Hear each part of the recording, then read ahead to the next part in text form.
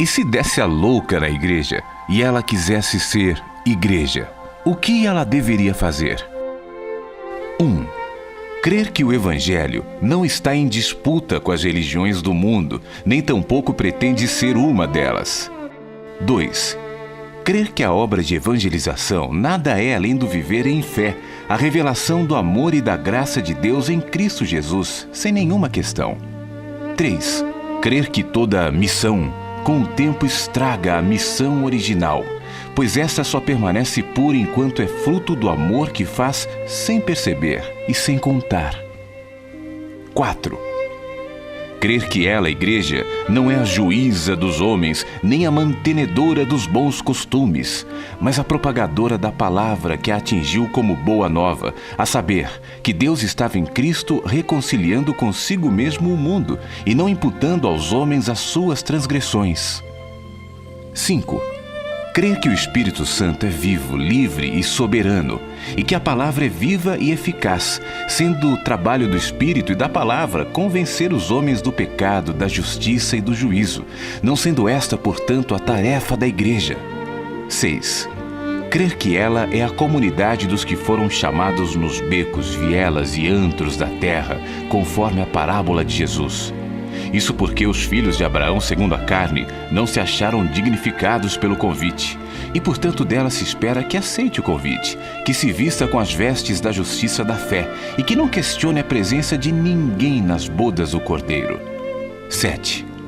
Crer que por uma questão de ordem histórica e funcional a igreja se mostra como igreja, e que é parte do movimento de cura desta buscar ser sempre aquela.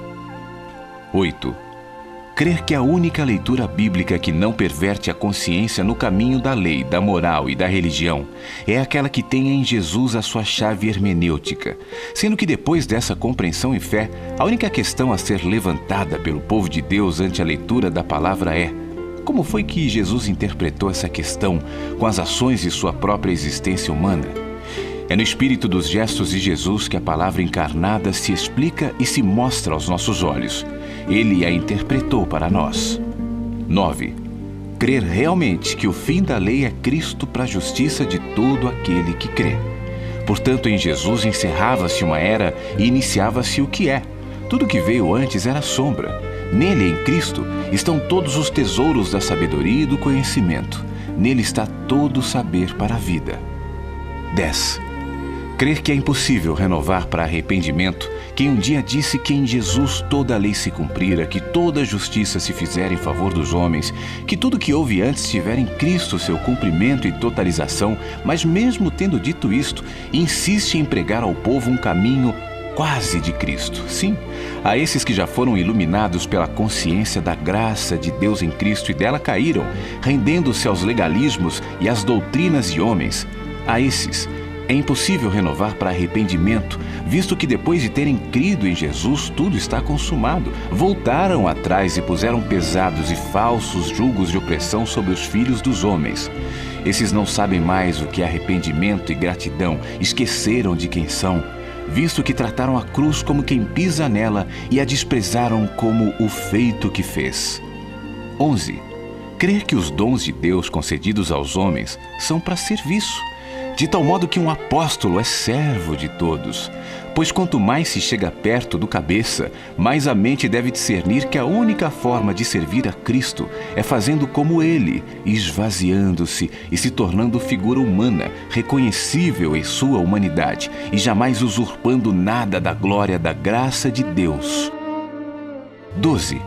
Crer que somente nos tornando gente boa de Deus é que teremos qualquer chance de sermos percebidos genuinamente como povo de Deus na terra. Do contrário, seremos sempre apenas parte da religião cristã. 13. Crer que Deus não se contamina com a presença de quem quer que seja e que a igreja é como uma porta aberta, não é uma lavanderia nem um tribunal. Portanto, que todos sejam bem-vindos ao ajuntamento do povo de Deus. 14. Crer que Deus não está chamando clones para formar a igreja, mas chamando indivíduos completamente únicos e singulares, e que todos terão de fazer seu próprio caminho na graça de Deus. E, portanto, ninguém tem o poder ou o direito de julgar quem quer que seja por ser diferente. 15.